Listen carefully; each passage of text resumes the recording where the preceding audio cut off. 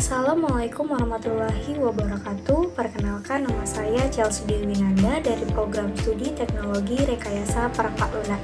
Nah, pada video kali ini saya akan membahas tentang struktur dan fungsi dari Central Processing Unit atau disebut juga dengan CPU.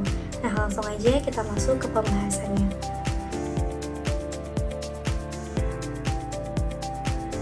Nah, sebelumnya apa sih itu Central Processing Unit atau disebut juga dengan CPU?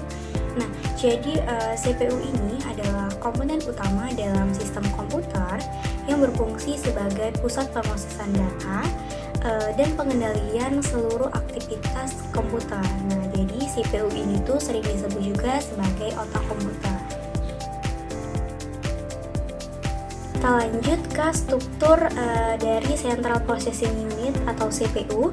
Nah, jadi yang pertama itu ada control unit. Nah, jadi control unit ini adalah bagian dari CPU yang berfungsi untuk mengontrol dan mengatur aliran data dan antara CPU dengan komponen lainnya.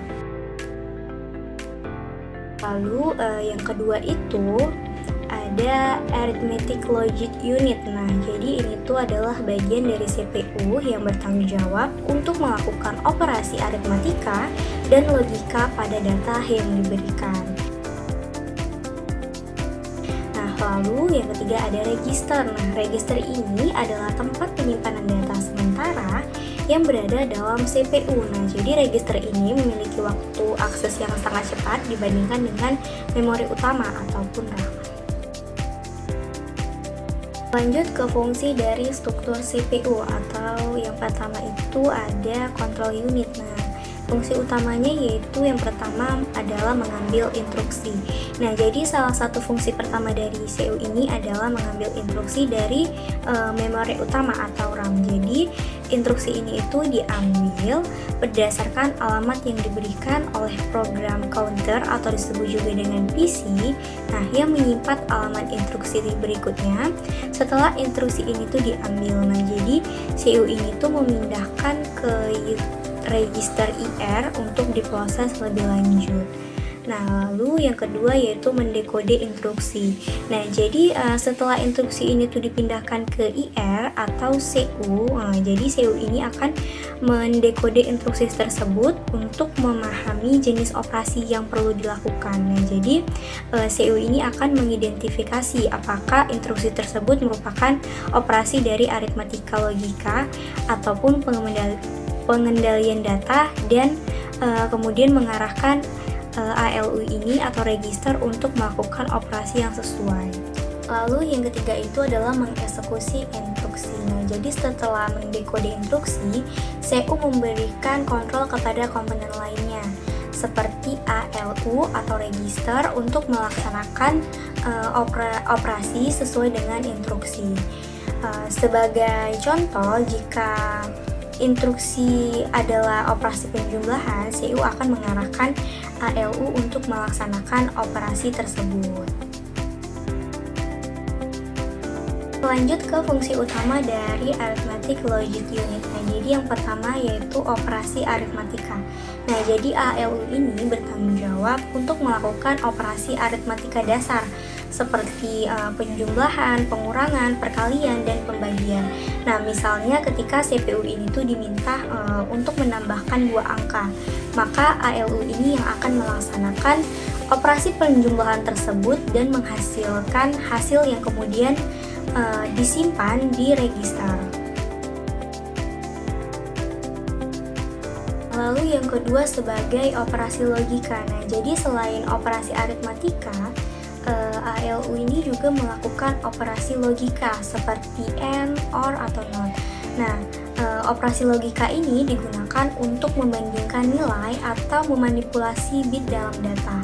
Contoh, jika instruksi ini meminta perbandingan dua angka, ALU ini akan melakukan operasi logika dan menghasilkan hasil yang sesuai dengan kondisi yang ditentukan oleh instruksi. Lalu yang ketiga itu adalah mengeksekusi instruksi. Nah, jadi setelah mendekode instruksi, CPU memberikan kontrol kepada komponen lainnya seperti ALU atau register untuk melaksanakan operasi sesuai dengan instruksi.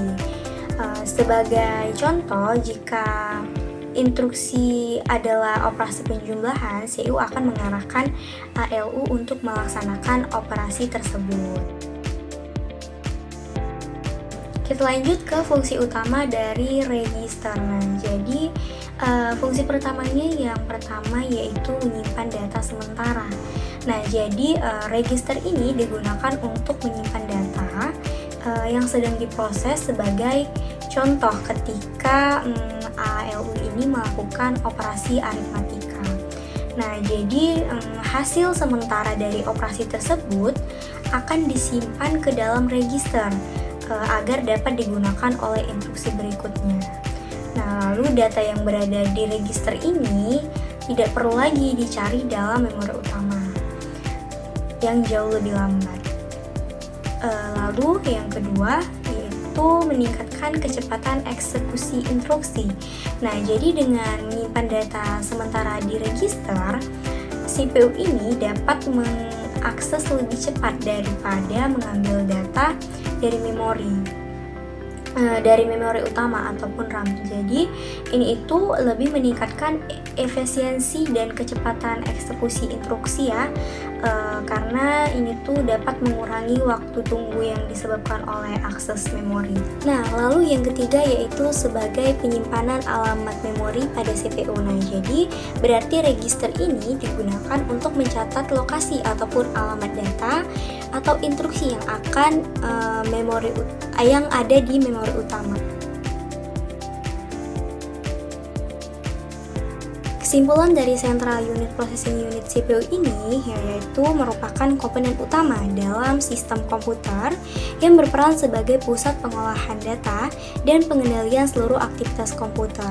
Nah, CPU ini menjalankan instruksi-instruksi dari perangkat lunak dengan mengambil fetch. Nah, jadi menerjemahkan dan mengeksekusi, lalu menginstruksi secara berurutan, bekerja dengan terindikasi untuk memastikan proses pengolahan data berjalan secara cepat dan efisien. Begitulah penjelasan yang dapat saya sampaikan. Wassalamualaikum warahmatullahi wabarakatuh.